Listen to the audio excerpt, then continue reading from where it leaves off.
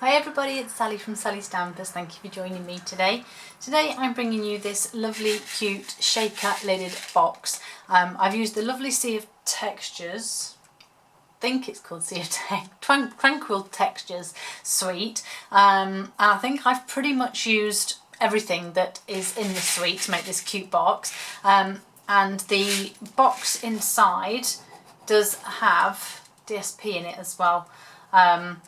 So it is a super cute box, and it's got some, get the lid back on, it's got some DSP just on the edges and a lovely bit of the baker's twine as well. I did put a few too many sprinkles in this one, I think. I think there's a few too many. But yeah, it's a good size gift box. It is 3 inches by 3 inches or 8 by 8 centimetres, so it is a relatively good size. I'm going to show you how to make it. It might be a bit of a long-winded video because of the size of it and how many elements there are to it, but I will try my best to be quick. But as usual, all the measurements will be on my blog. So to make the base of the box, to start off with, you're going to need a sheet of cardstock that is 7 inches by 7 inches, and in centimetres that's 18 by 18. And then we're simply going to score at 2 inches on all 4 sides, and that's 5 centimetres. So just a very simple basic box. So I'm just going to do that and concentrate on the base for now because I don't want to get distracted and mess things up. So we make the box up the same way we always have done. So we're going to fold and burnish our score lines. Then we're going to cut our tabs. So obviously starting in whichever corner you wish, I'm going to cut down, cut our wedges out. But then what I'm going to do is rotate. And the reason I'm doing this is just so that I don't have my tabs all on the same 2 sides. I want to equal it out. So just literally rotating so that they all go the opposite way to one another, if that makes sense. So that's that done. Oh, my dog's starting to dream, so she may start yelping in a minute. Do apologise. So yeah, so they're all on the opposite, going the opposite way, if you like. I'll show you in a moment. Oh, here she goes. I thought she might start, bless her. So as you can see, they're all sort of going in the opposite direction, and then you simply need to add adhesive to them. So I'm going to use some tear and tape for this. You can use wet glue. In fact, no, I'm going to tell you fibs. I am going to use my Tombow for this one. So just get a nice bit of glue on all of your tabs. Not very often you see me use wet glue, and that's because I just prefer the quickness and the ease of the fuse or the snail, but obviously we don't have fuse anymore, so needs must. So I'm just simply going round making up my box edges. Oops, what caused that to pop then? So there's my last one. I suppose the only good thing with wet glue is that you do have a bit of wiggle room. Okay, so all of my tabs are now adhered. As you can see, they're all on, one is on each side, and then I have, it's a bit of a headache trying to work out how to make the DSP small enough so you make another version of this with DSP and sit inside. So I'm afraid I cheated completely this time and just did a base and 4 sides.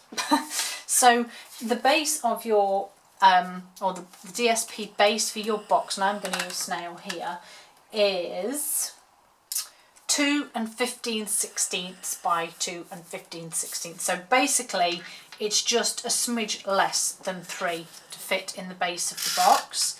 So just adding some snail to the bottom, and then hoping and praying that it all goes well. Yes, so there's my DSP.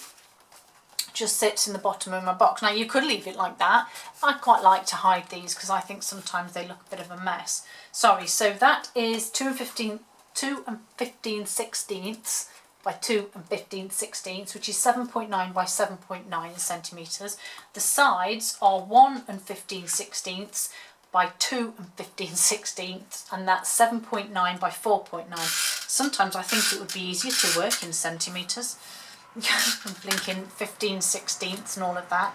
So these now just literally go on all 4 sides, which I will show you in a momento when I finish this one.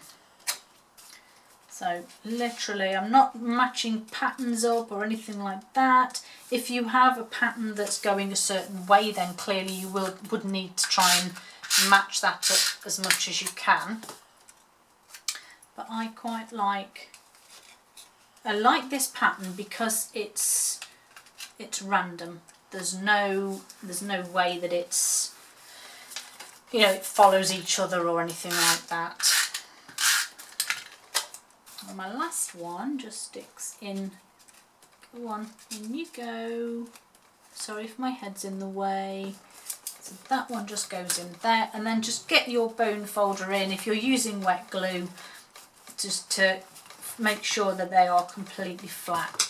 And so there you have your DSP. Now it does obviously leave very small gaps, but I actually think that adds to the character of the box, and I really like that. I like that green one. It just lightens up the inside of the box.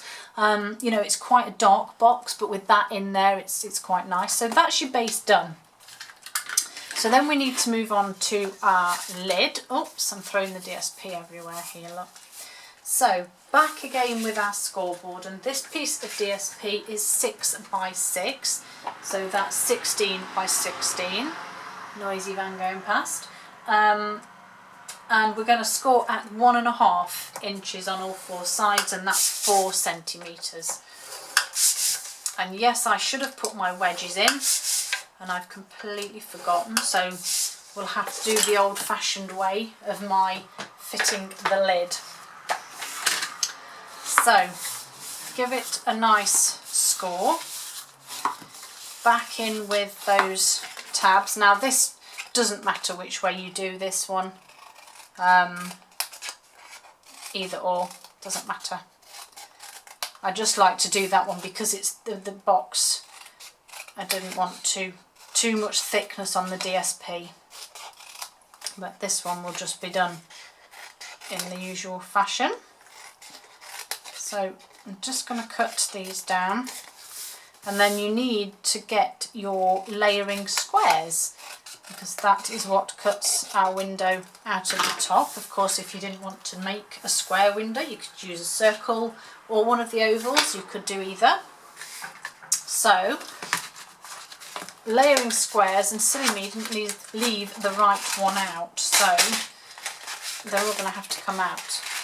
So maybe that one that's on the top. So I've gone for the scalloped one just because I think it adds a bit more to it. So let's move those.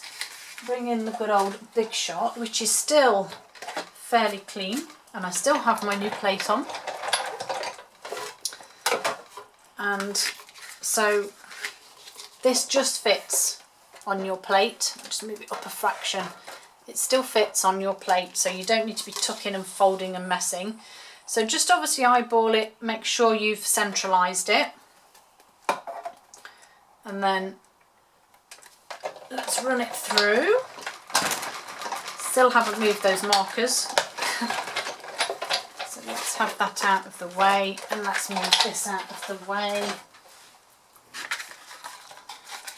And then just take your centre bit out. So there's my lovely, lovely, lovely box. So while I've got it flat, I'm going to add my window sheet, and this is again 2 15/16 by 2 15/16, which is 7.9 by 7.9. So I'm just simply adding a glue dot to all 4 corners. So I'm sure you've all made shaker boxes and stuff like that before. Have I just, oh no, I thought I'd been a bit silly then and put 2 one side and then 2 the other, but I didn't. It's okay. I'm not having a total meltdown today. And then obviously just cover that over. And then I have my Whisper White and another piece of Tranquil Tide that I'm using here. And these are actually the same size as the window sheet, so 2 15/16 by 2 15/16 or 7.9 by 7.9. So on my Whisper White I need to do my stamping. So I've got my lovely octopus here, which I'm actually going to stick on a huge block because I want the smaller one for my netting. You can obviously add whatever you want to your image here. Oh, my hands are filthy today from stamping and stuff. So soft sea foam, another favourite of mine. Love this. Again, it's a slight green, isn't it? So it's going to be another favourite. So I just simply added this to the four corners. Tried to sort of overlap as little as possible. Now I've lost my stamping scrub, it's buried. So that's that bit done. And then I'm going to stamp my octopus in Tranquil Tide to go with my image on my box and my cardstock. And then I'm just going to stamp him on the centre there. Yeah, I quite like him there. Let's get rid of that. So while he's having a minute to just dry off, bringing my back in my lid, and I've got my foam adhesive strips here that will build my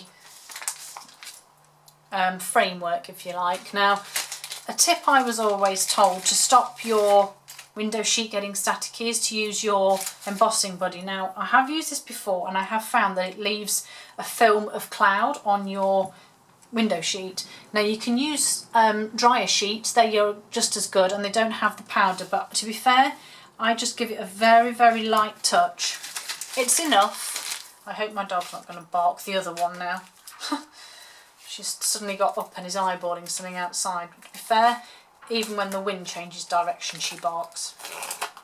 So I have a long strip, as you saw, they come in lovely multiple thin strips that, there you go, yes, you can't see them. And you just literally have an adhesive side and then one with the cover on. And I'm just touching that, but keeping quite close to the border. Now again, you can twist and bend these. So if you wanted to, you could just do one loop, twist it and go round, but I find that a little untidy and I don't know, I just prefer to cut them down. So I'm just sticking these on, as you can see, like I said, building up my framework. So that's my last piece. I remember the last video I did using, well, I'm sure it was the last one I did using these, and I measured it, but I measured it to the end, and then when I cut it here, so it was actually cut short. Silly me. And I remember a lady commenting on my video saying, I was shouting at the screen telling you what you'd done wrong. Yeah, I can be so dim at times. Right, so there's my framework. Sprinkles time, I love the sprinkles. So I'm going to add a few of these, maybe not as many as last time. I think that's, yeah, that's ample, I think, this time. And then you take the backing off your foam strips.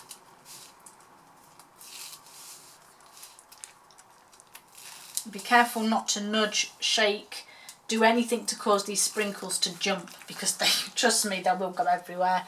And then, and the easiest way I lined these up was just to hold my box sides like this, so that I knew I'd got that straight edge.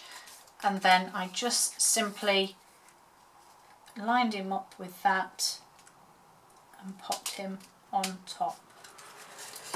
And so then he sat very nicely on there. Give him some pressing to make sure that adhesive stuck. And there we have him, my pretty little octopus with not as many sprinkles, which I think looks lots better.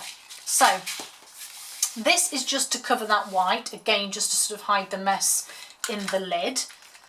So again, just using snail And then again using that corner just as a guide to pop it over the top. You may get a little bit of excess and you can always trim it if you prefer. Just fold it back under itself and then you can just trim very slightly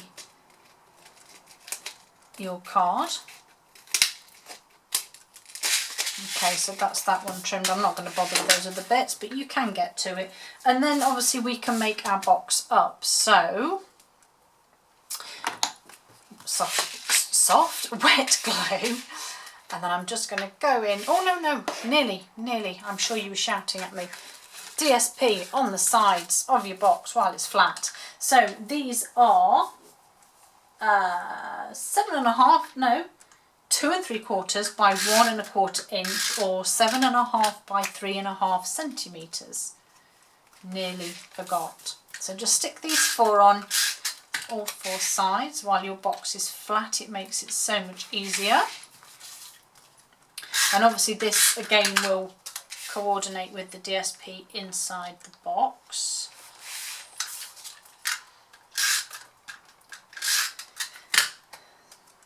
That's those on. And again, this DSP is in the offer this month, so buy 3 get the 4th free. So if you do like this sweet and you want to stock up on your paper, now is the time. There is a link to my shop just in the description below. You can pop in there, have a look at all the other DSP that's on offer, like the Tropical Escape, my favourite one, and have a look. There's a variety of ones. There's a Christmas one, there's the wood textures, there's lots. I think there's 10 in total. I want to say there's 10, there might be more, but fantastic. So go and have a look, click on the description link and go and have a look at the lovely DSP that's on offer this month. Or if you wish, have a look at our joining offer, because that's an amazing bonus as well this month. So, right, tuck these in. That's a little bit too tight for my liking. There we go. So those are my 2, and then because I messed up slightly, I'm going to put this on my box. Hey, behave yourself. And then tuck these 2 in. What's going on here? Let's try again, that's better.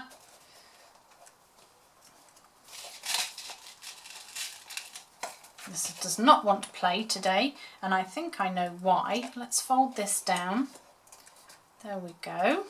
I'm going to hold that for a minute. And the reason I think this is having a little moan at me is because I butted my octopus and the Tranquil Tide piece up to the edge, so I didn't leave. If I take the top off this one, you can see, yeah, there's a very, very fine gap all the way round. I can just get my fingernail into it, which obviously is enough room for the box lip to sit. Let's do it that way so that I don't get that twine all over me, tucked in. But with this one, I didn't, did I? So this is a bit of a tighter fit. See, I butted it up. I can't get my finger in that side, but I can there with quite a good gap. So yeah, maybe try and make sure you centralise that more. But in my defence, it does still fit. So it does work. Just a little bit of a wiggle. And I actually quite like that one the way it is. Obviously I've added the twine to this one, baker's twine, but I'm not going to put some on this one because I quite like it the way it is. And I also used, where are we? Here they are, the little sand dollars here, and I just used the stars out of the centre. Sorry, I'm completely off camera. I just used the stars out of the centre of those 2 just to stick on the top, but I actually quite like that Tranquil Tide one as it is. I don't think it needs anything more. So yes, and maybe not add so many sprinkles. That to me has a much better amount in, but obviously it's up to you and your recipient, I guess. But those are my 2 shaker boxes. Hope you enjoyed them. Hope you have a great day. Don't forget to pop along to my shop or even my blog where all my measurements will be. And I hope you all have a great day. See you soon. Bye.